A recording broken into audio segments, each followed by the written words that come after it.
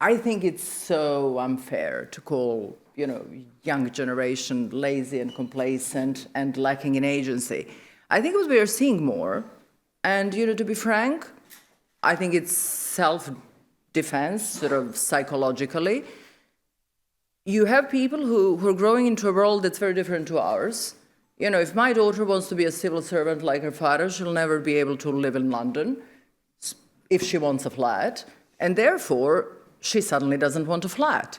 You have so many young people who are saying, I don't want ties, I don't want this, I don't want that. Well, because they can't form them in the first place, because we've sort of, we are leaving them a system that, unless you're in very few professions, means that you're going to have to live a very different life to the one we lived.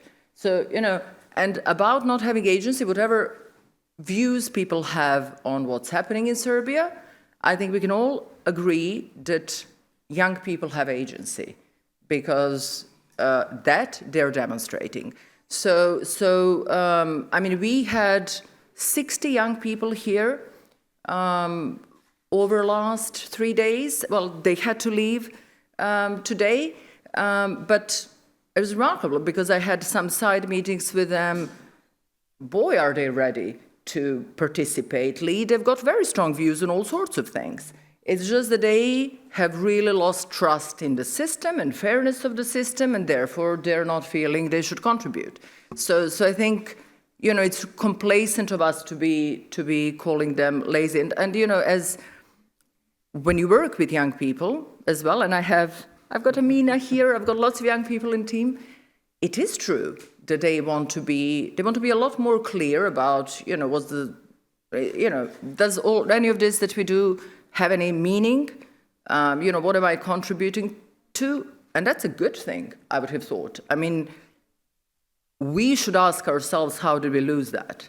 That's actually biologically something we all need, we get rewarded for. So if anyone is a problem, I think some of us need to kind of rethink the framework.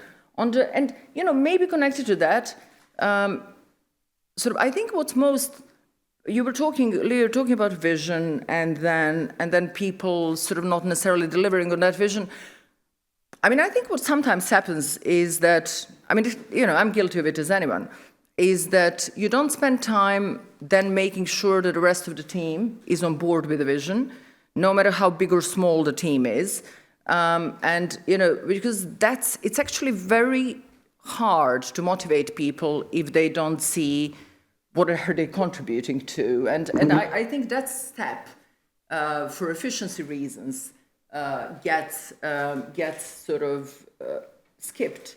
And, tasks get broken down into a smaller bits that no longer make sense to people. And once it doesn't, then you only focus on metrics, because that's all that's sort of left. So I think, and that to many doesn't sound realistic, but I think sort of pausing to reflect, pausing to kind of make sure that people are on board, and those who are not on board, you may have to have really exhausting conversations with. That's actually has to be done, and that might be the one thing that's missing most often.